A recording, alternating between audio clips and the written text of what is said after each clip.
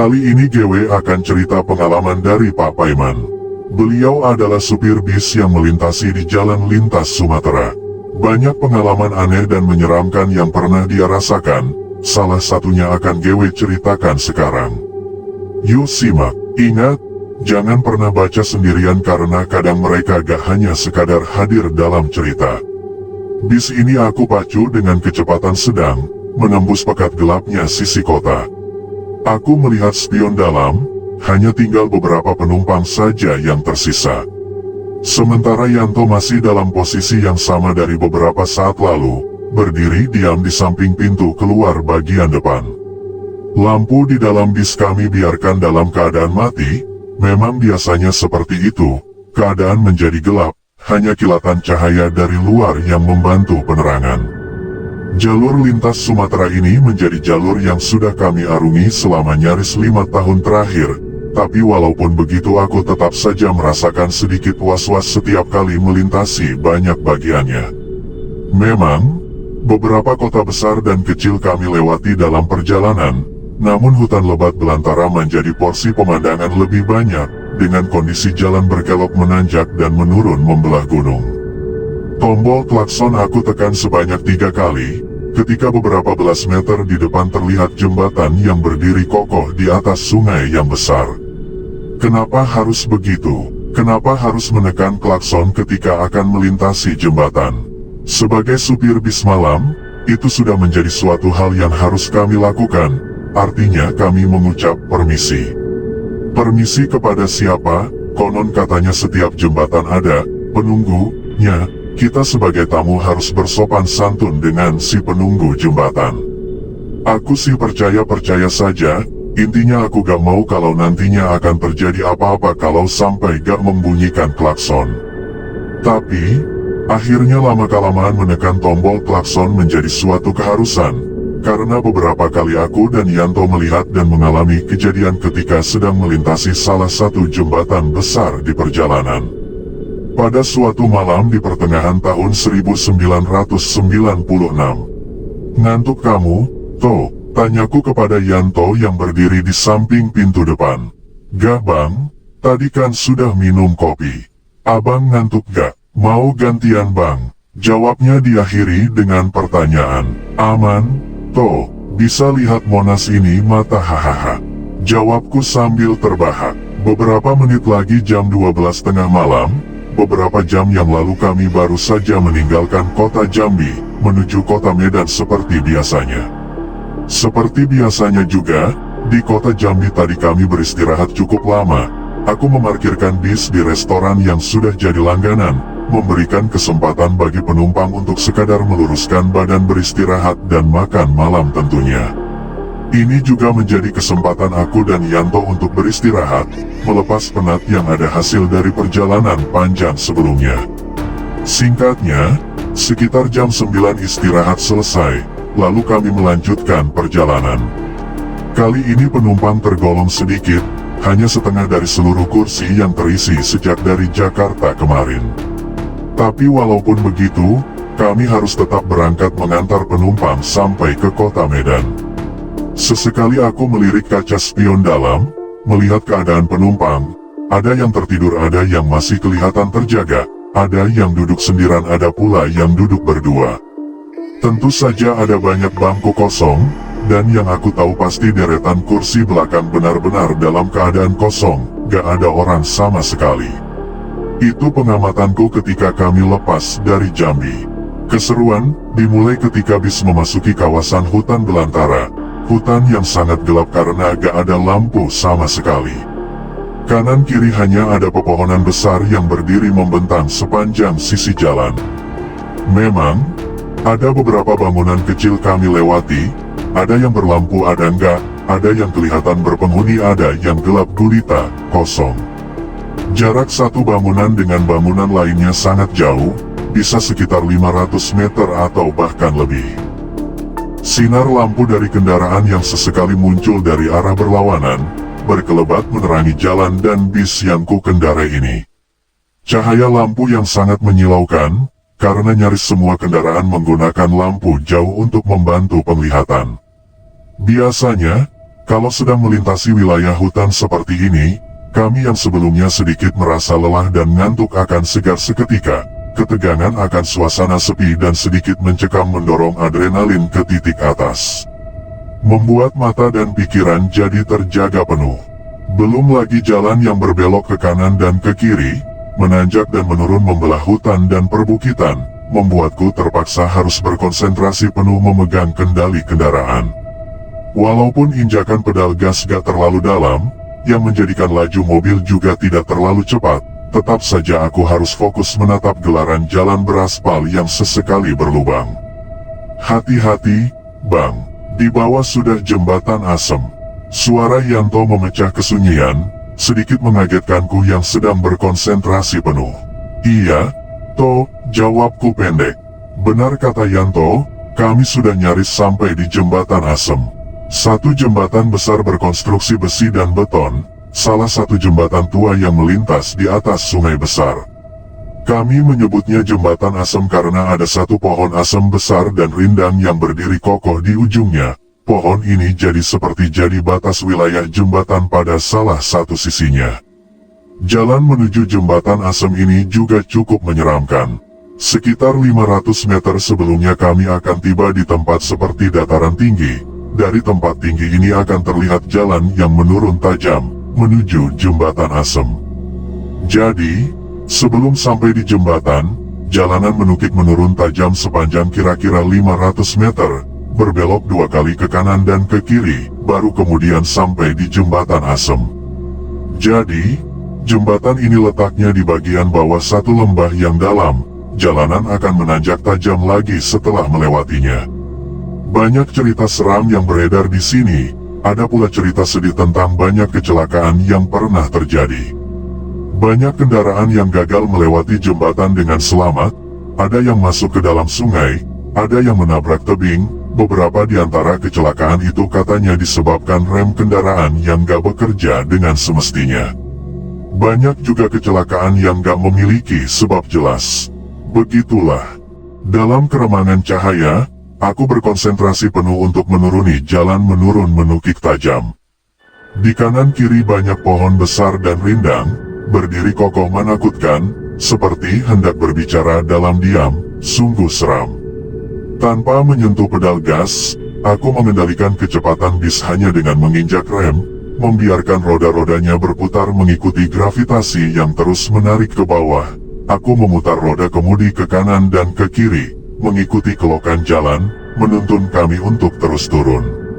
Akhirnya, jembatan asem sudah kelihatan, hanya tinggal beberapa belas meter di hadapan.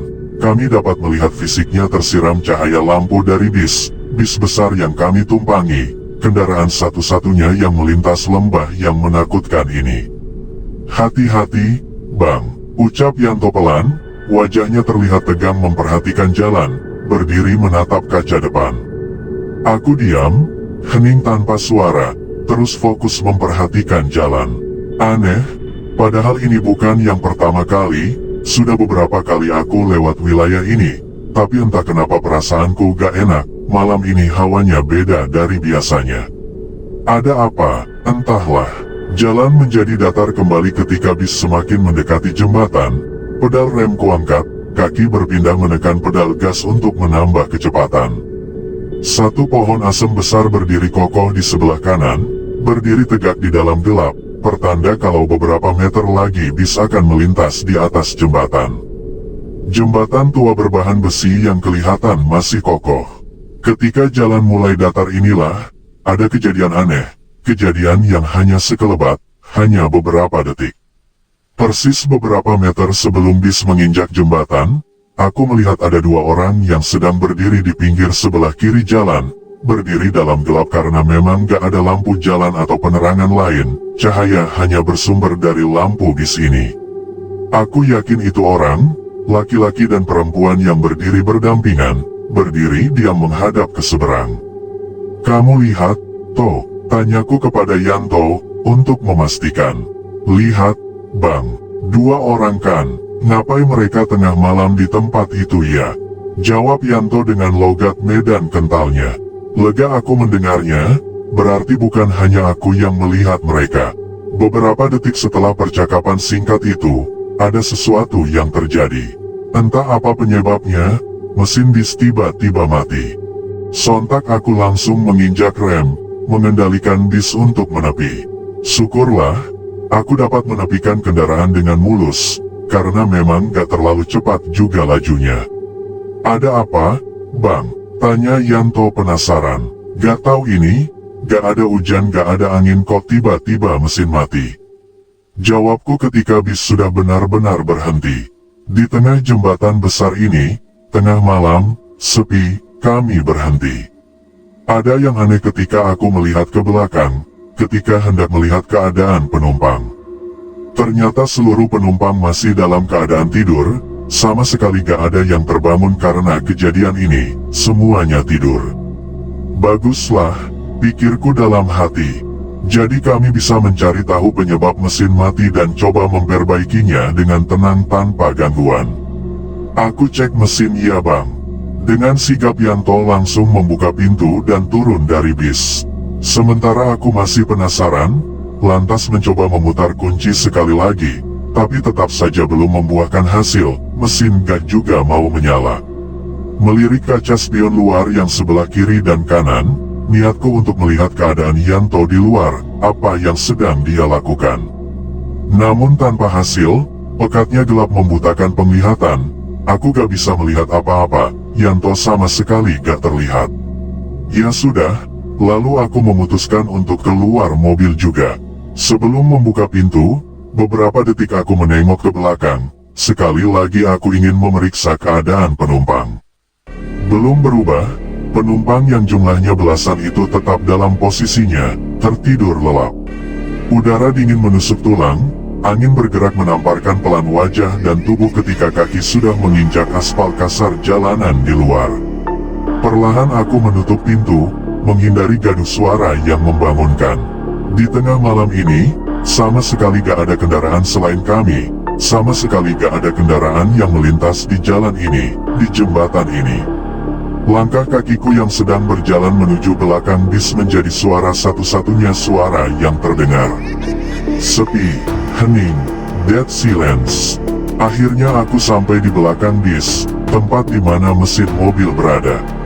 Aku melihat pintu mesin dalam keadaan terbuka, tapi gak ada Yanto. Kemana Yanto? Kok gak kelihatan? Saat itulah aku lantas melihat sekeliling, mencari keberadaannya. Gak lama, terlihat ada kilatan lampu senter di belakang, beberapa belas meter di belakang bis. Aku yakin kalau yang memegang lampu senter itu adalah Yanto, karena gak ada siapa-siapa lagi. Benar, itu Yanto. Walaupun dalam posisi membelakangi, aku bisa mengenali dari postur dan cara berjalannya. Tuo, mau kemana kamu? Setengah berteriak aku memanggilnya. Jarak kami sekitar 30 meter, Yanto sepertinya sudah hampir sampai di ujung jembatan, ujung awal tempat kami masuk tadi. Dia sudah sangat dekat dengan dua orang yang sedang berdiri di pinggir jalan, dibantu kilatan sinar lampu senter dan serpihan cahaya langit, aku juga dapat melihat mereka, sekilas. Iya, dua orang yang kami lihat tadi, sesaat sebelum melintas jembatan. Ternyata mereka masih berdiri di tempatnya, berdiri diam tapi gak lagi menghadap ke seberang jalan. Kali ini mereka menghadap Yanto, ke arah kami. Mendengar teriakanku, Yanto menghentikan langkahnya. Jemput penumpang, Bang. Begitu jawabnya, dengan setengah berteriak juga. Saat itulah tiba-tiba perasaanku jadi sangat gak enak. Di tengah hutan, gak ada rumah apalagi perkampungan. Tengah malam, kok bisa ada orang yang berdiri di pinggir jalan? Perasaanku sangat gak enak. Bergegas aku berlari kecil mendekat ke tempat Yanto berdiri. Sudah toh, gak usah kau dekati mereka. Ayo kembali saja ke bis, kita coba memperbaiki mesinnya. Ucapku ketika sudah berada di hadapan Yanto. Iya Bang, jawab Yanto pelan, sepertinya dia mengerti gelagatku. Lalu kami berjalan menuju bis. Sesampainya di belakang bis, Yanto mulai coba memeriksa mesin, mencari tahu penyebab kenapa tiba-tiba mogok. Sementara aku memegang lampu senter, mengarahkan cahayanya kemana Yanto mau. Sekitar 10 menit sudah berlalu. Kayaknya gak ada yang rusak bang, semuanya bagus. Kenapa ya? Begitu kata Yanto dengan mimik kebingungan. Aku coba menyalakan lagi saja ya, siapa tahu sudah bisa. Aku bilang begitu, tapi sebelum melangkahkan kaki ke depan, ke ruang kemudi, rasa penasaran memaksa aku mengarahkan lampu senter ke tempat di mana dua orang misterius tadi berada. Dua orang yang tadinya akan dijemput oleh Yanto, dua orang yang berdiri di ujung jembatan. Memicingkan mata untuk memperjelas penglihatan menembus gelap, kami melihat kalau ternyata mereka sudah gak ada di tempatnya lagi, menghilang. Aku dan Yanto saling berpandangan, tanpa bicara tapi kami tahu apa yang ada di dalam pikiran masing-masing. Kamu tunggu sini, aku ke depan menyalakan mesin. Kalau mesin menyala, kamu langsung ke depan. Yanto mengangguk pelan. Setelah duduk di atas kursi pengemudi, aku langsung memutar anak kunci. Greng, mesin menyala tanpa kendala, menyala normal seperti sedia kala. Senang dan lega hati ini. Gak lama kemudian, Yanto masuk ke dalam bis. Segeralah aku menginjak pedal gas menjalankan kendaraan, melintasi jembatan, melewati dan meninggalkannya tanpa halangan. Setelah jembatan, jalanan kembali menanjak agak tinggi, menikung cukup tajam ke kanan dan ke kiri, gelap masih menyelimuti. Aku dan Yanto masih diam tanpa kata, memiliki kecemasan yang sama, selama masih berada di tempat yang sunyi dan menyeramkan ini. Aneh, aku melihat seluruh penumpang masih dalam keadaan tertidur lelap. Kok bisa? Entahlah. Sekitar 10 menit menjauh dari jembatan, barulah terlihat 1-2 mobil yang datang melintas dari arah berlawanan, setelah sebelumnya sama sekali gak ada kendaraan selain kami. Sinar lampu dari kendaraan yang datang dari arah berlawanan ini, memberikan efek cahaya yang sekelebat menerangi isi dalam bis kami. Di saat inilah, beberapa kali aku perhatikan Yanto menoleh ke arah bagian belakang bis, ke arah kursi paling belakang. Setelah menoleh dan kembali melihat ke depan, wajahnya langsung kelihatan cemas, gusar, ketakutan. Ada apa, Toh? Tanyaku penasaran. Ada penumpang baru di belakang, Bang. Setengah berbisik Yanto mengucap kalimat itu. Penumpang baru, kapan naiknya? Lantas aku coba melihat ke belakang, melihat melalui spion dalam. Gelap, aku sama sekali gak bisa melihat apa-apa. Coba nyalakan lampu belakang, Toh. Rasa penasaran yang membuatku memunculkan ide itu. Yakin, Bang? Tanya Yanto masih dengan suara setengah berbisik. Iya, jawabku. Tangan kanan Yanto menuju tombol lampu kabin bagian belakang, coba memberikan penerangan agar aku dapat melihat situasi. Akhirnya lampu menyala, walaupun redup. Sambil terus fokus mengendalikan bis dan tetap melihat ke depan, beberapa detik aku melirik ke spion dalam, coba melihat ke kursi belakang. Aku menahan nafas, kaget. Ternyata ada orang penumpang baru, laki-laki dan perempuan, duduk berdampingan di kursi paling belakang. Kursi paling belakang yang aku yakin sepanjang perjalanan sebelum jembatan, dalam keadaan kosong. Aku sangat yakin, dua orang, penumpang baru, itu duduk tegak menghadap depan, terjaga karena matanya terbuka, gak dalam keadaan tidur seperti penumpang lainnya. Dari penampilannya, mereka sangat mirip dengan dua orang yang kami lihat berdiri di pinggir jalan sebelum jembatan tadi, amat sangat mirip. Jantungku berdegup kencang, menyadari kalau mereka bukan penumpang biasa. Matikan lampunya, Toh, ucapku pelan. Kemudian Yanto menekan tombolnya, kemudian keadaan kembali seperti semula, gelap gulita. Di sisa perjalanan, kami gak berbicara satu sama lain, tertelan keheningan mencekam. Aku juga gak berani melirik kaca spion. 30 menit kemudian, di kanan kiri jalan sudah kelihatan beberapa rumah penduduk. Sepertinya sebentar lagi kami akan memasuki kota kecil. Pak, kalau ada pom bensin berhenti dulu sebentar ya, saya harus ke toilet. Suara dari seorang penumpang di belakang memecah kesunyian. Iya Pak, jawabku kemudian. Kebetulan juga, aku sudah hafal sekali kalau kira-kira beberapa kilometer di depan memang ada pom bensin, Rencananya aku akan sekalian mengisi solar di sana. Singkatnya, akhirnya kami sampai di pom bensin. Setelah bis sudah terparkir, beberapa penumpang langsung bangun dari tidurnya dan turun dari bis. Yanto menyalakan seluruh lampu dalam, kabin menjadi terang. Refleks, kami langsung melihat ke arah kursi belakang. Ternyata penumpang baru itu sudah gak ada di tempatnya lagi, menghilang. Begitulah satu peristiwa yang dialami oleh Pak Paiman di Jalan Lintas Sumatera. Masih banyak kejadian seram lainnya, kapan-kapan gue cerita satu persatu. Udahan dulu ya, Matt Bobo, semoga mimpi indah. Salam.